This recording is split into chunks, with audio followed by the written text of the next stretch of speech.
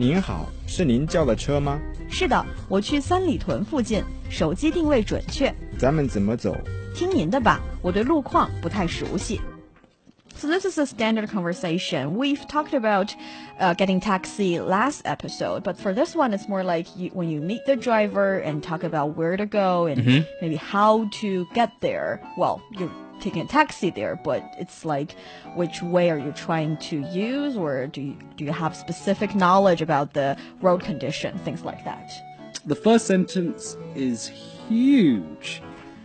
So let's talk about 是 and 的.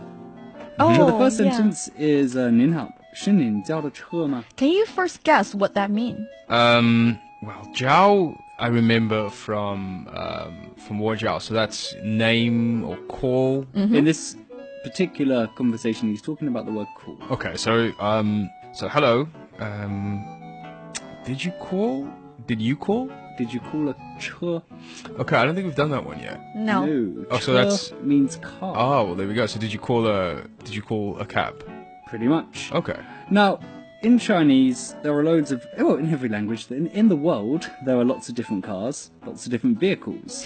Che refers to vehicle, and it's, when you're talking about any kind of vehicle, it's a constant word. So if you're talking about a bus, that's like 公交车. If you're talking about a taxi, that's a 出租车. Thank you, Neil Hunley. If you're talking, can you think of any other cars? Sure, we can also say 火车. train. Yeah, and actually, 自行车 bicycle. Yep, that's 三 another 轮 one. 车 tricycle. So any vehicle for vehicle, transportation, you're going to hear the word 车. Cool. Isn't that convenient? It's very the beauty convenient. of Chinese. It's incredibly convenient. Now, we know the word ma, 车, and jiào, but the other two words in there, we've done this class before, Lincoln, but we've never really seen them being used in this kind of context before. So now this is actually taking me back to my own experiences of learning Chinese. And I remember when I started learning Mandarin in my teenage years, this was like a big lesson that my teacher gave me that really stuck with me. And I'm hoping today, Lincoln, that this can stick with you too. So this driver, this passenger could have said to his driver, 您好, 您叫的车吗? Yeah, and that would have also been grammatically correct. It's a lot simpler, it's a lot shorter. 您叫了车吗? I But think that you've sentence, done... that sentence is more like, did you call a cab?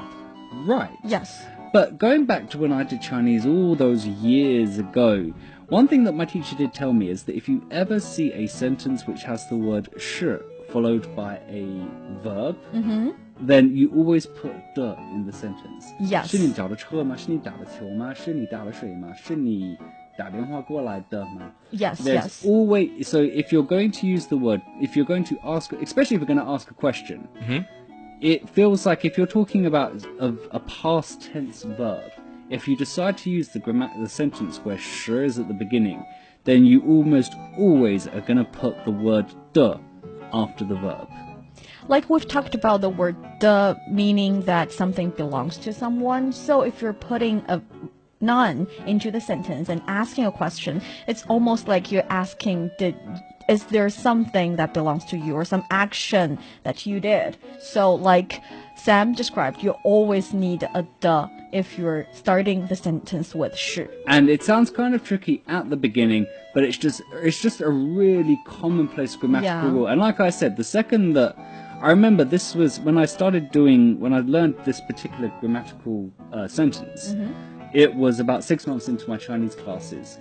And it was when I started learning this and grammatical sentences like this, that for me personally, that's when I started noticing that I could start speaking Chinese a lot more fluently, and I could start making sentences a lot more easily. So although it's going to seem kind of, a bit confusing at the beginning while you're trying to get used to this specific term, once you get your head around the relationship between 是 and 的, it does make learning Chinese a lot easier, because the reverse is also true. So a sentence where you've used a verb but you haven't used the word 是, you know there's going to be no 的 there, and you can start and it means if you know the rule and you're clear about how it works, it means that you're not going to trip yourself up grammatically. There are a few parts of Chinese language where that is possible. I mean, Chinese grammar, as far as I'm concerned, I think is quite a bit simpler than with English. but there are a few grammatical rules where it's easy to get confused, and I think this is one of them. So understanding this properly will make a huge difference for you, Lincoln, and for all of our listeners. Yes, and we've made it really clear, so let's move on to the second one, which is not that difficult, but with some new words in it. That is 是的, which means yes. 我去三里屯附近. So 三里屯 here is a place. It's the name of the place. Soho. Yeah, and actually 三里 is kind of like distance, like 3 Chinese miles, which is not really miles, but we don't use li anymore. Still, 屯 is like a gathering. So actually, I did a little research. 三里屯 is actually the place where it's 3 miles away from 东直门, which is why it's called 三里屯. Yes, that's really. I just need to explain It's such an why arbitrary it's called. way to name a place, because what about the place that it's 4 miles away? Well, there's from actually a 70? 六里屯, which is like Never 6 in my miles life away have I heard of that place. from 朝阳门. But we do use the 9 gates we talked about last episode as some kind of mark or baseline or Tremendous. something. Okay. All right, now Lincoln, on the last edition of the show, we talked about the word for distant. Do you still remember it? Yeah, that was yuan. Good. And we've been doing a bit of a pattern on this show where every time Lincoln learns a new word, we try to get him to memorize the opposite word as well. So, do you remember the opposite word to distant, which would be close? I remember what I said was, I just said it wasn't very far. Yeah, that's exactly, you tried to avoid it. We remember that too, Lincoln. Which is Buyuan. buyuan. But I don't remember the other word. The other word is jin. Jin. Yes. And it's actually an abbreviated word, and the full word for jin is fùjìn. Okay. No, I don't think it's the case here. Because I feel like 附近 is more like neighboring area, close by area. Right, but the word It's kind of like a noun, but 近 is a adjective. Actually, no, that's a very good point. You use them slightly differently, but at the end of the day, they do both mean close. That's true. That's true, yes. So, 我去三里屯附近, that basically means Nearby 三里屯? I'm Yes. going somewhere nearby 三里屯. Cool. Now, 手机定位准确. Okay, so we've done phone before, I think, right? Your mobile phone? 手机. Yeah. Yeah, we've done that one. 定位 is, I think, a new word. Yeah, 定位 actually means position or location. Hang on. What was the last time? We also did another word for GPS. For GPS, we did. For GPS, that's 导航. Okay. This But then what's the difference here? GPS is a system, right? So 导航, you're often referring to a GPS system or using that system. 导航. 定位 means specifically a located place. position, yes, the position on that map. Okay. Right, so if you were using an old map, like a paper map, and you was to put a pin on where you wanted to go, in that case, you could also a 定位. you could also use 定位. You wouldn't Yes. use 导航 in that kind of instance. You can 导航 to the place you 定位 on the GPS. 定位 is the pin of where you want to go. Yeah. Cool. Cool. And then the last one is 准确, which So dingwei is the exact location.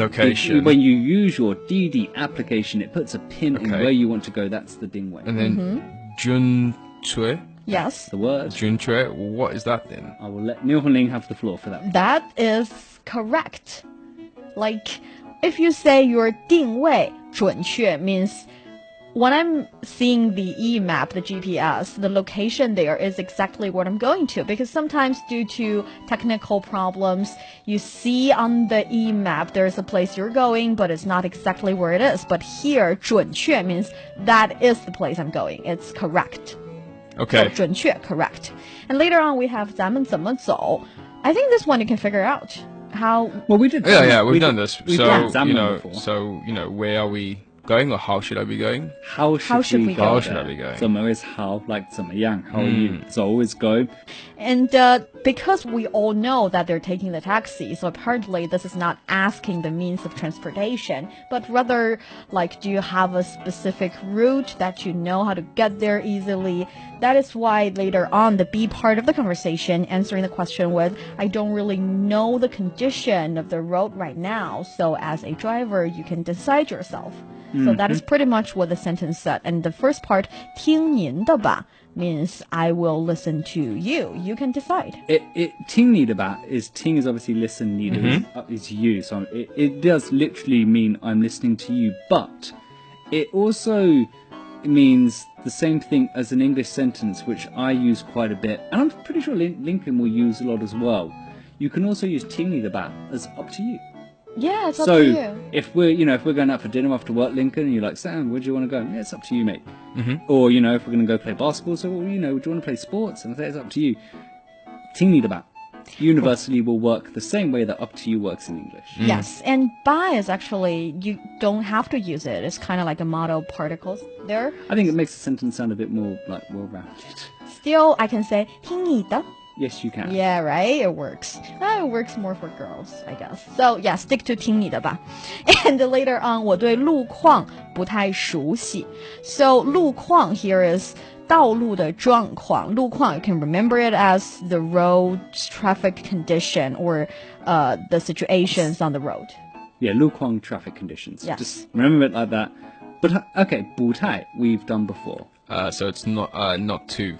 And shǒuxī, I think, is a new word. I don't know that one. So it's something is. It's not too something. It's not too something. It's not too familiar. Oh, okay. Shǒuxī is so familiar. I'm not too familiar with traffic. Yes. With the road conditions. Okay. And 熟悉, you can also remember it as have intimate knowledge of something. That is, 我对这个知识比较熟悉，我对这一块知识熟悉。 Cool. Okay, so Lincoln, let's give the old conversation a go. Do you want to go first? All right. 您好，是您叫的车吗？是的，我去三里屯附近，手机定位准确。咱们怎么走？听你的吧，我对路况不太熟悉。 That is very good. You're listening to Takeaway Chinese with myself, Niu Honglin, Sam, and Lincoln in the studio.